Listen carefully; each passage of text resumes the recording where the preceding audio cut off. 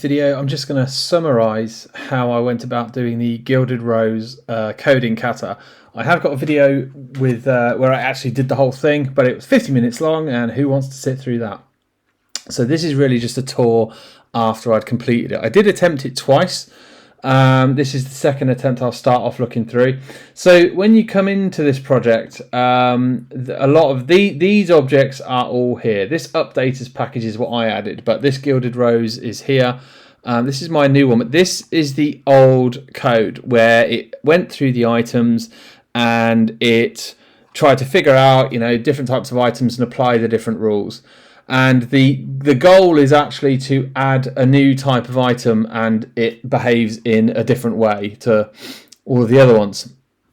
Now, I guess there's two ways you could look at this. You could either try and modify this and just add what's required, but I literally just took one look at it and decided to tear it down and make a new one, sort of OO style.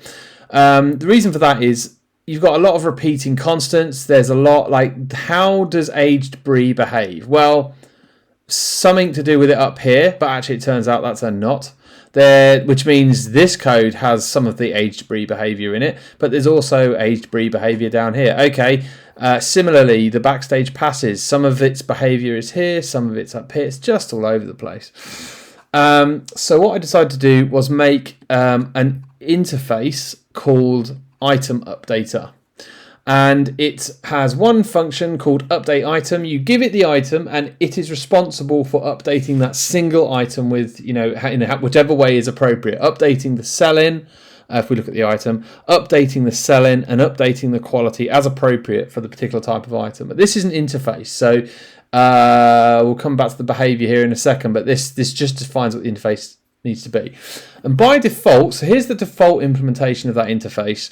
It just reduces the sell-in by 1. If the sell-in has gone negative, it starts decreasing the quality at double the speed. Otherwise, it just decreases the quality by 1. I've captured this in a constant because the new feature needed to degrade at twice the speed. Now, I could have just left 4 and 2 in here, but if I at any point say, well, I'm going to change the speed of the default and I still need conjured to be double, I need the code here to reflect the fact that it is a doubling of that same value. So the default item updater does this. Then aged brie does it reduces the sell-in as they all do, and then it decides, well, if because the sell-in, the quality actually goes up with time. And it goes up twice as fast if it's the sell-in is negative, because it's getting older, I guess that makes sense.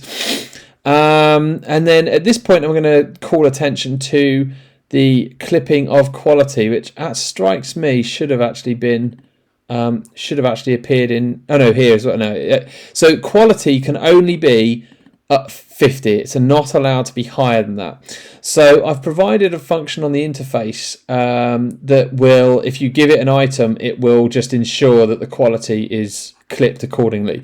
And because in aged brie the quality can go up, I need to apply that clipping. But I need to apply it to any other child classes which have an increasing in quality. Another one of those is Backstage Pass. So Backstage Pass has a couple of windows through which the quality increases in different ways. If it's gone negative, the quality is just flat 0. If it's less than 5 days to the concert, then the quality goes up by 3 each time. If it's less than 10 days in, it goes up by 2, and otherwise it just goes up by 1. Kind of as the concert gets closer. That kind of makes sense. And because this is an increasing quality, I've applied the clip to it. So then that's aged items, backstage passes. The legendary items are a bit weird. They don't need to be sold and they don't degrade. So I've got an implementation, but it literally does nothing. And the reason I've done that, so this is like a null item updater almost, is that if you go to the factory now, The factory is responsible for being given an item and returning the appropriate updater for that item.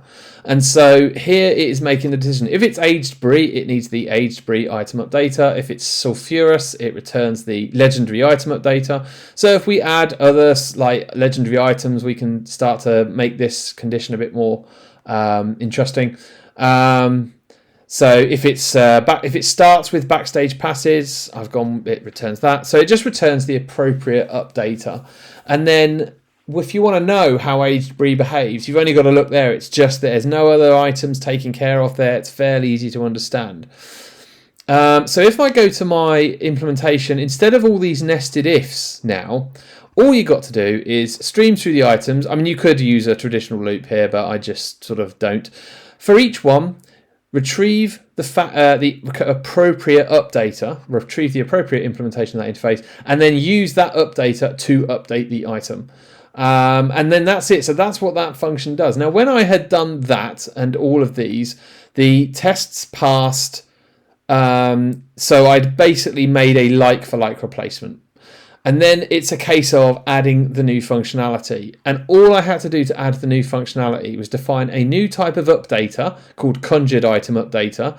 And it works much the same as, well, it's double the speed of degradation. So it works a bit like the default one, but the speed of degradation is double. And it's, that's it basically. Other than that, it works the same. And it uses that constant because if I want to tie those things together. When I'd added that and added this to the factory, this did not need modifying and it just worked.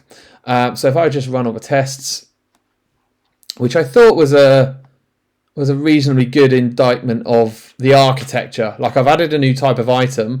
I just need to add how does that item behave, and when I'm asking for my behavior class, I add it. These behavior classes, these item updaters, there's only one instance in the factory because they don't have any state inside them. You can just reuse the aged brie item updater for all of the aged brie, as appropriate. So yeah, that's how I did that. And that's enough.